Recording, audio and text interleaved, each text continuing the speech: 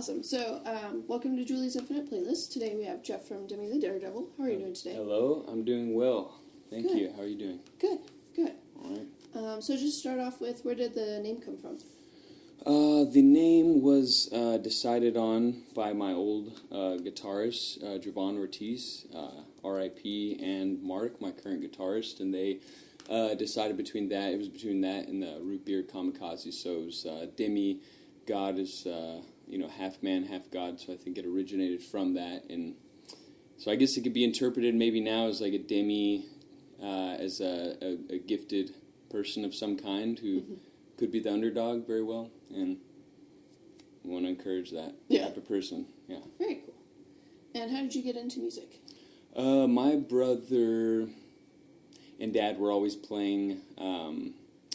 They were always playing classical music, or just Broadway stuff, or just anything around the house. And so I always heard piano playing in the background. They were always into it. And then my mom got me into drum lessons when I was in 5th grade. So that's where I started picking up on it. I had a one-eyed drum teacher, and he was like a complete groovy badass who just made me believe that music was cool, and then I just went from there. So That's awesome. Yeah.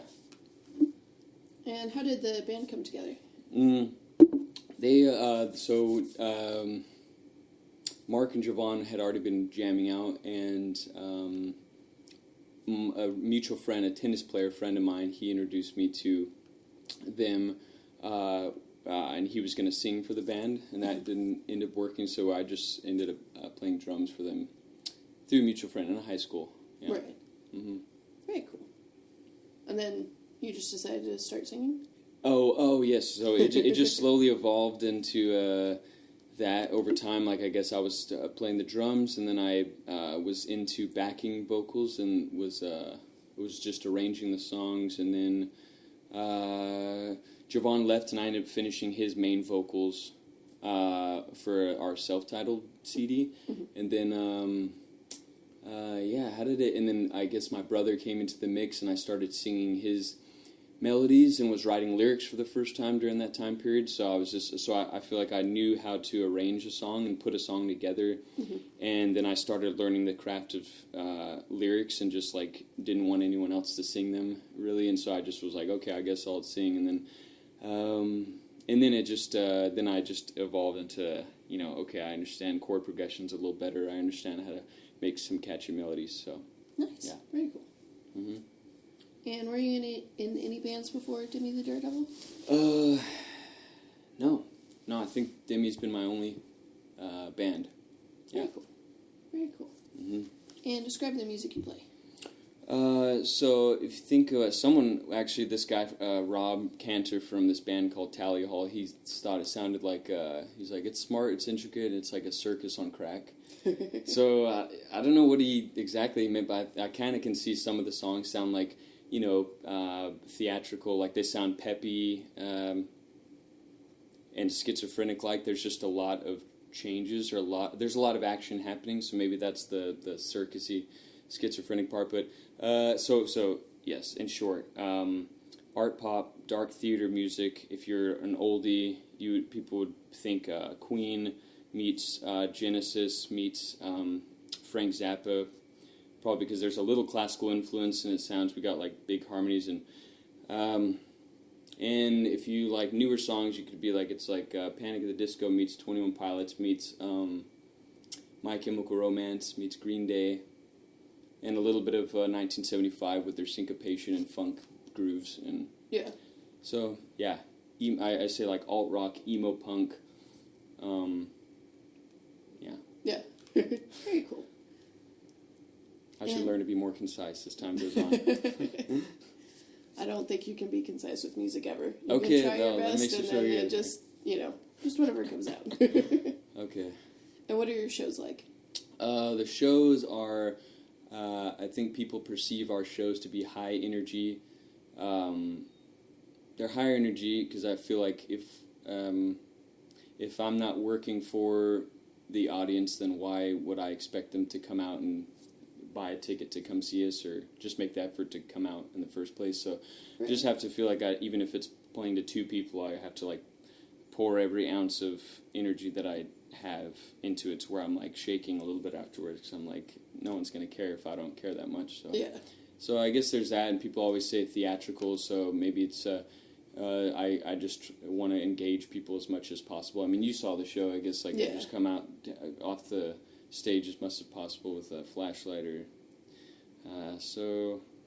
how would you describe our show? You saw it, do you remember? Yeah. Definitely very high energy. There's only been a few times where I've come to a show and I've seen somebody put in that much energy that, isn't the main act or isn't necessarily in front of like a huge crowd or anything. And it's always really nice to see because I feel like you live or die by your live show. And if you can't put 110% in when it's, a small crowd, why would I think that you could do it when it's a huge crowd? Okay. So that's paradoxical thinking to some musicians. They're just like, well, no one's here. Why am I going to put in so much effort? But I agree with you totally. And that's Tom Waits actually said that exact thing. He just wanted to live and die by his music and his live show. Yeah.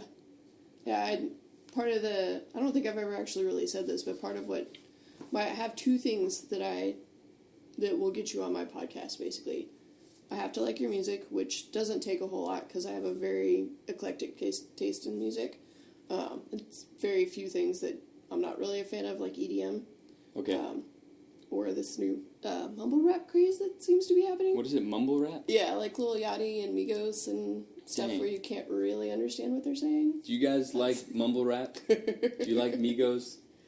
Yeah, that sounds like nonsense. Unless you can read the lyrics afterwards. Yeah. I mean, I can kind of understand a little bit of it, but it's the same thing like with like super hardcore metal and stuff. I can't really understand what they're saying, so I can't connect with the song if I don't know what's going on, so. Yeah, exactly. I'm like, what value are you bringing to the people? Yeah. If there's no value, I don't get it either. I don't know. But it's that and then the live show. If you can't put on a good live show, and you don't necessarily, I've seen bands that don't jump all over the stage but still have a lot of energy. So as long as you're giving out that energy in some way, you're good. I'm happy. Yeah. Okay. So, but it is really nice to see when people are just all over the place. Like it was you, the lead singer of Forever Starts Today. She was at the last Jimmy Eat World they were playing, and as soon as they got off the stage, I walked up to her and I was like, "Hi, I have a podcast. I really want you on it." Okay. Yeah. It's like so immediately sold you. Yeah. So that's how you get on my podcast, guys. Okay, great. High energy shows. And what is your writing process like? Okay, so right now, to not backtrack first, right now it's just, I'm beginning to trust my intuition in coming up with ideas for beats or lyrics, during the day, coming up with ideas during the day in my head and just voice noting them and then trying to put them into Pro Tools and just make the beat that way. And before, I was just kind of modeling after other songs. I really like their grooves and just make a variation of that. Or so it's purely just seems more organic now, and so I can just transfer that to Pro Tools or. But it's just very up to this point. It's been very like Frankenstein-esque. To where I've been playing with Javon's melodies or Mark's melodies or my brother's melodies and my melodies, and everyone just kind of gives their ideas, and I usually just kind of try to piece it together. For the most part, for what we have recorded now, it's been me piecing together other people's progressions and melodies into a song, like with the transitions and the everything. So people want to know about lyrics sometimes too. The lyrics, like I sometimes if I'm getting luckier and luckier with as Paul McCartney would say, like, just you should write a song like you're laying an egg in one sitting. And so the better ones that I have, I'm just pouring something out and just writing it in an intelligible manner. I think those are the better songs. But up until this point, it's been Frankenstein-esque, where I'm just writing in my car, and then the lyrics, I start off with a feeling, an experience, an emotion, some kind of dilemma or concept that I'm like trying to articulate. It starts off with that, and then over a course of like 6 months to a year, then I'm like trying to define what that was that I experienced, because I knew it was significant, but I didn't articulate it. And so that's how I'm making the lyrics, I guess. And then the melodies seem to just come easily to me, but then, maybe I just don't know too much about the depth of the melodies, because I converse with my brother. He's classically trained, and I feel like it can it's almost more difficult for him sometimes, because he knows so much about the details of the structure of the melody compared to me, to where I can just be like, well, it's easy to me because I don't think about it so much. It just flows out. And right. So I don't know if that answered the question. It's usually the progression to start with, then the groove, then the lyrics are somehow tied to the melody from there, and then it's production and sounds and everything else later on. Yeah, very cool. And who are your influences? Okay, influences, let's see, starting from the way back when, Phil Collins, Chicago, so Phil Collins, Chicago, Queen, David Bowie, a little bit of Yes, a little bit of Genesis. Then going to the 80s, then I got like the dance background, so it's like Michael Jackson, Janet Jackson, Cyndi Lauper, Prince. Prince was huge, and then then going forward, a lot of going forward, anything from the Chili Peppers to Weezer to I go by albums like Korn for a little bit. Was in Metallica, and then in high school, I guess that some of my biggest inspirations, biggest ones: Green Day, The Used, My Chemical Romance, Taking Back Sunday, Brand New, and then and right now I'd say my top 5 bands I'm listening to are Sia, 21 Pilots, the 1975, John Bellion, and there was one more, AWOL Nation. Very cool.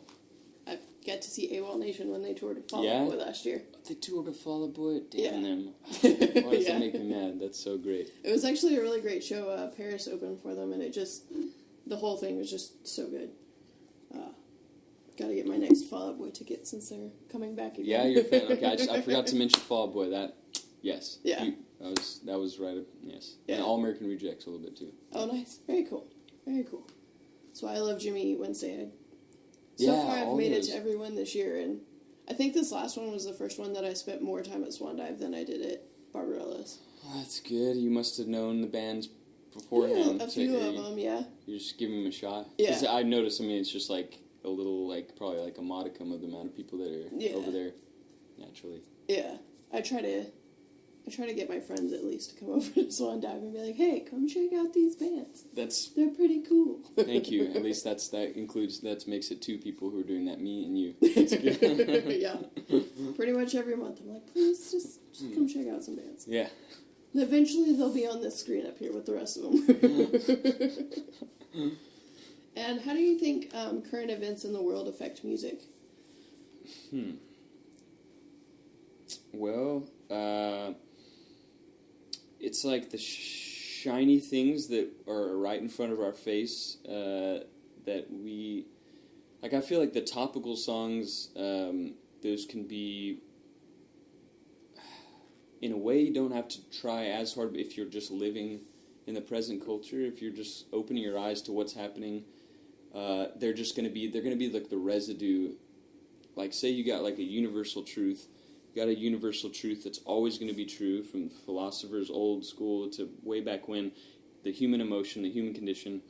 Then you have your personality that's coming into play that makes you speak a certain language to convey those truths. Mm-hmm. And then you got the current events, is that what you said? Yeah. Current events and topical things that are happening right now. It's like it's just going to fall off, like the way you speak. Like 1975 has a line, something like, something terrible happened, then you took a picture of your salad and put it on the internet. It's like, well, that's just totally...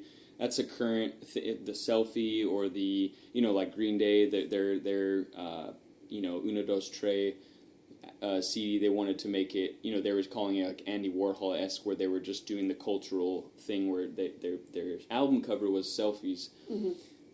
So, I kind of admire not being too remote and romantic with what you're writing about, so you can be in touch with the current things that are happening. And if you are living in the moment, then, or, aware of what's happening, then I feel like it's just going to fall off naturally. That's what I'm trying to say. It's just going to kind of rub off on what you're writing. I wish I could think of an example. Does that make sense? Yeah. Okay. Yeah. And who do you listen to that you think would surprise people? Let's see. I listen to a lot of, maybe, I don't know if it would surprise people, but I'd love, I'm trying to think of something embarrassing just to go that route, but maybe I'll comment. Well, I listen to a lot of music with no sounds, and in particular just classical piano. So I don't know if that would throw people off. I mean, those melodies, the Beatles take from them, and people take from the Beatles, and then the people who are taken from the Beatles get taken from. It just all stems from classical music. So I listen to that, a lot of that, and I like Blondie, and I'm trying to think. I just like I was jamming out Dancing Queen. No. ABBA. ABBA. Yeah, I was jamming to ABBA yesterday, and I was just like, I just love this song. Some people would be like, "Oh, that's so pansy of you to do that." I don't know if that's right. I'm just like, it's just I like those like bubblegum, pretty melodic 80s songs. Yeah, definitely. I every once in a while I'll listen to Justin Bieber's last album. Okay, that's probably the very last one. Yeah, I haven't heard the whole thing, but just for example, I'm Sorry. Like that chord progression was taken from She Drives Me Crazy. Kind of, it wasn't taken from that, but it's the same one. Yeah. And so it's good. I mean, all I'm saying is just like, you can't, or even like, I Can't Help Falling in Love. That's the same progression as the one he was using in My Mama Don't Like You, and She Likes Everyone. It's like when people just say like, oh, he sucks. I'm like, well, you can't deny that he's taken from Jim's, and it's good. Yeah. But yes, we'll both say it's a guilty pleasure. Yeah, sure. Probably. And if you could write a song with anyone alive or dead, who would you pick? Alive or dead?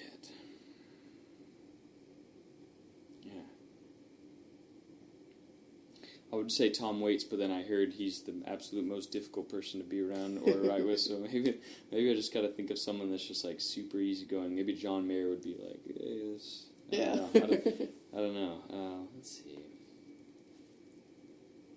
I'll say the Burt McCracken. Yeah. The Used, maybe.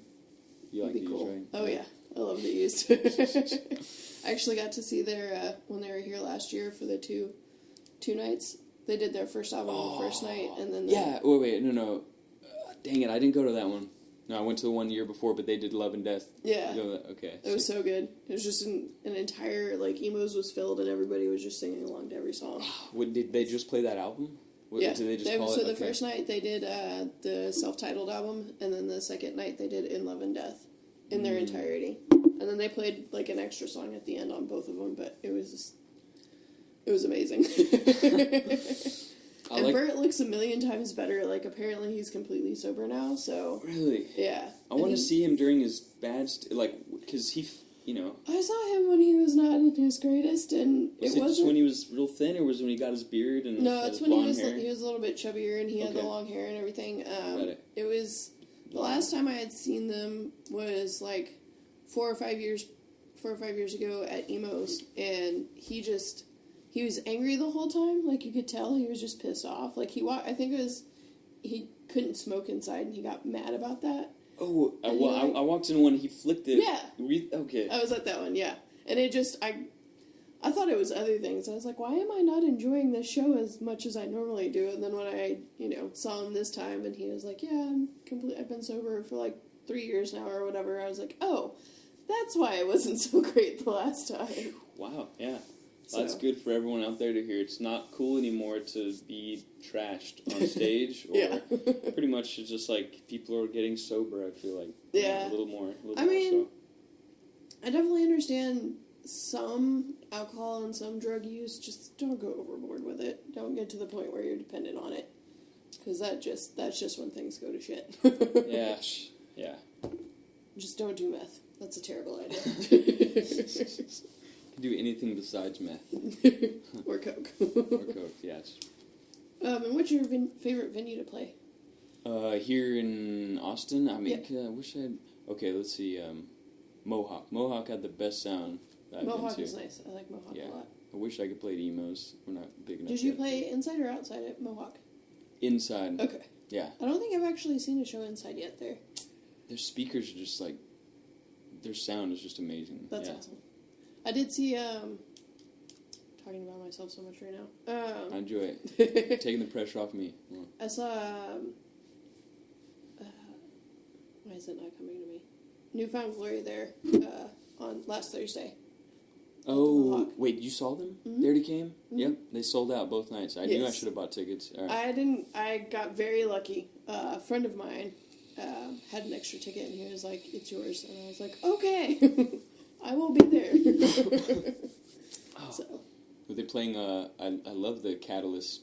That's one that I was. They played I think they played all over most of Catalyst, and then all or most of one of their earlier albums that I'm not really familiar with. I forget which one it was. One with the typing, maybe. I don't know. No, I think it was I don't remember what it's called, but. It's one that I'm not as familiar with, and I didn't really know any of the songs from it. And I was a little bit upset that they didn't play "My Friends Over You," because that's one of my favorites. I think that's the song that got me into them. And had they not played that one? That's they like their came biggest back, beginning hit. Yeah, they came back on Saturday. Oh, okay. And I guess they played other songs, and they probably played that then. So wow, okay. I was a little bit. Like damn sick of it, I guess. Yeah, probably a little bit. That's your job. You play your first hit. They were really amazing though. They're all older and could still rock as hard as they did when I saw them years ago at Warped Tour. So it was good. And there was people stage diving the whole time, which was great, including the lead singer of Gold Step. She got up there and stage dove, so it was really cool. Okay. Wait, she got in the crowd to do that? No, she got up on the stage. Okay. Like, I guess... Oh, they're inviting people Mohawk up to just dive off. Okay, I see. They didn't care, and I guess it's not a big thing at Mohawk. Like, they don't... Like, the venue doesn't care. I know Emos is really big about, like, don't stage dive and don't do, like, all this other stuff. So, which is a little bit lame, Emos, but I still love you because you're an institution. Yeah. Even if you're off of Riverside now. Yeah, that's right. I remember the old venue. Yeah. Every time I pass by there, I just glare at the restaurant because I'm just like, no, emo should be right there. Oh, yeah. I loved it because it was like they had the outdoor stage and then they had like 2 smaller indoor stages. Yeah, that's I never saw the outdoor stage. Yeah. I did a few times. I know I saw Simple Plan there. I saw Bowling for Soup. Ooh, yeah. I saw Simple Plan there twice actually. Once indoors and once outdoors. You guys like Simple Plan? You better Join in the combo if you like them. Yeah. That's cool. And where can we find your music? You can find it on any outlet you could possibly imagine. Yeah, it's always good. Anywhere, but Bandcamp might be best because I'm not giving like a 50% cut of it away. Yeah. So anywhere you could probably just go on iTunes, Spotify, Amazon, and Bandcamp. Though our website DemiTheDaredevil.com. If anyone is hearing this that's interested, yeah. Perfect. And do you have any upcoming shows? Yeah, when is the next? Okay, so we're playing, the next Austin show is, June 22nd, June 18th, and maybe at Shirley's Temple with After Aristotle and a few other bands, but it might not be there. The venue's up in place, but the date is June 18th, so you can go to our Instagram or Facebook or website and find out the venue there. But the next show, I'm playing in Greenville this weekend, a solo competition thing that I'm just going to kind of go and see if I can win money. But that doesn't happen. We're playing the Ventura in San Antonio on the 22nd of June, and then the 23rd, 24th, 25th, we're playing at this Springboard Houston festival. And it was put on by the guy, Barry Griffin, who composed the Brady Bunch soundtrack, part of it. Yeah, so he started this thing, and he became a multi-millionaire with publishing, but he's just being like an activist and picking out bands to play this thing. So very cool. We'll see if anything happens. Yeah. Very cool. Awesome. Well, would you like to play a song? Oh yes. Okay, we're gonna play a song. Let's see. This song is called "Change Me." It's gonna be released in 3 weeks, hopefully. It's been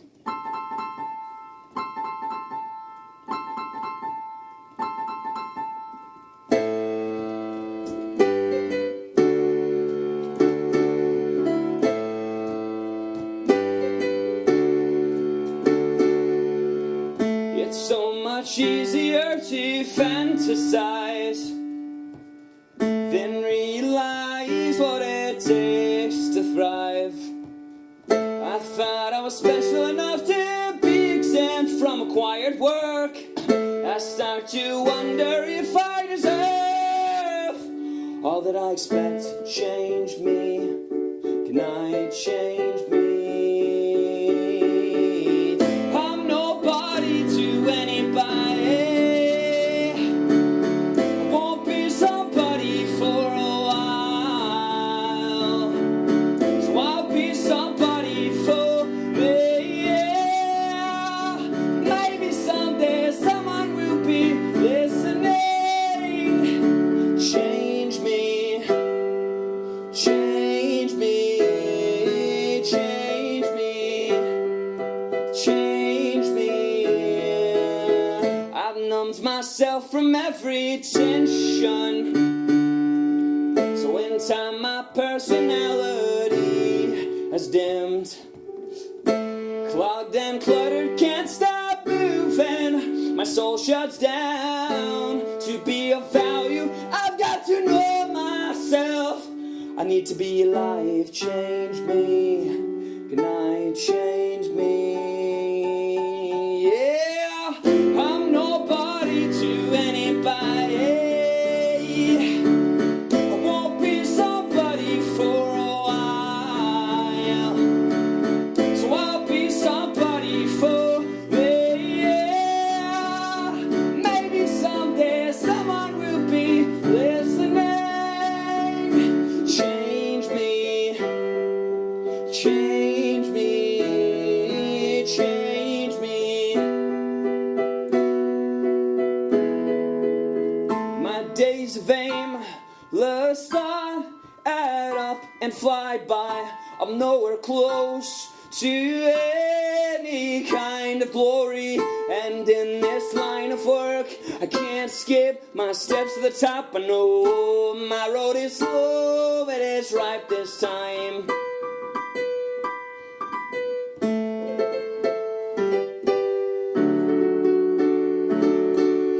I'm nobody to anybody. Won't be somebody for a while. I'll be somebody for me. Yeah. Maybe someday someone will be listening. Change me, change me, change me, change me. Thank you for listening to Julie's Infinite Playlist. This podcast was created and produced by Julie Roth with production help from Nick Colbert. Special thanks to Nikki Nadeau. All songs performed are property of the musicians performing them.